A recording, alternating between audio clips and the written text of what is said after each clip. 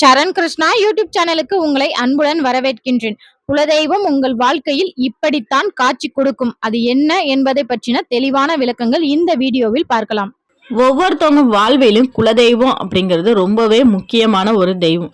குலதெய்வம் மட்டும்தான் நம்ம செய்கிற நல்ல விஷயங்களுக்கு உறுதுணையாக இருக்கிறதுக்கும், நமக்கு ஏதேனும் கெடுதல் நடந்தால் நம்மளை தாங்கி பிடிக்கிறதுக்கும் வர்ற ஒரே தெய்வம் நம்ம குலதெய்வம் மட்டும்தான். நம் வாழ்க்கையில் எடுத்து வைக்கக்கூடிய முதல் அடிக்கு இப்படித்தான் குலதெய்வம் காட்சி கொடுக்கும்.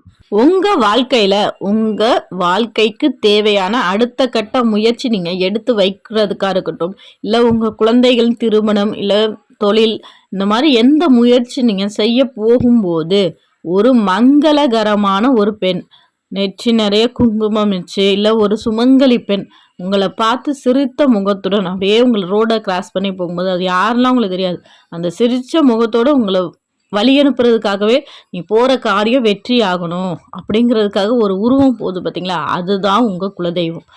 உங்களுக்கு குழந்தை பாக்கியம் கிடைக்க போகின்றது என்பதை உணர்த்துவதற்காகவே இது போன்ற காட்சிகளை உங்கள் குலதெய்வம் காட்டும்.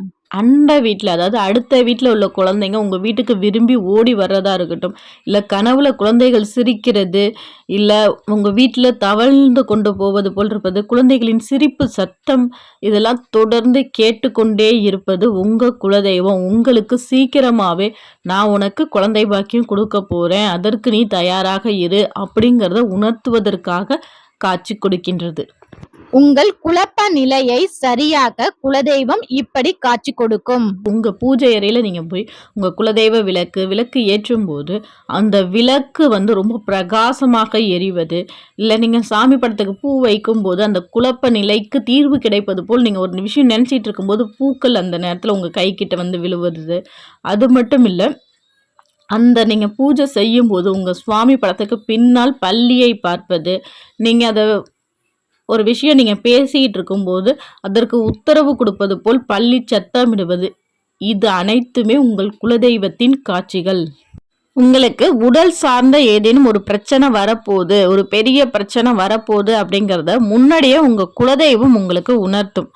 திடீர்னு உங்கள் சொந்தக்காரங்களோ இல்லை யாருனே தெரியாதவங்க, என்ன நீங்கள் இவ்வளோ ஆள் இழைச்சி போயிட்டீங்க, ஒரு ஹெல்த் செக்கப் பண்ணக்கூடாதா, ஒரு ஃபுல் செக்கப் பண்ணுங்களேன், ஆளே ஒரு மாதிரி இருக்கீங்க, ஒரு மாதிரி இருக்கு உங்கள் உடம்பே, என்னன்னு பாருங்களேன் அப்படின்னு தொடர்ந்து சொல்லுவது, அந்த அவங்க சொல்கிறத கேட்டு உங்களுக்கு போகணுன்னு தோணி அதுக்கு பிறகு நீங்கள் போய் பார்த்தீங்கன்னா உங்களுக்கு பெரிய பிரச்சனையும் கூட, ஆமாங்க இந்த மாதிரி உடம்பு கொஞ்சம் வீக் ஆகிட்டு இருக்கு அப்படின்னு சொல்லி மாத்திரை மூலமாக சரி பண்ணிக்கிறது, இதுவும் உங்கள் குலதெய்வத்தின் காட்சிகள்.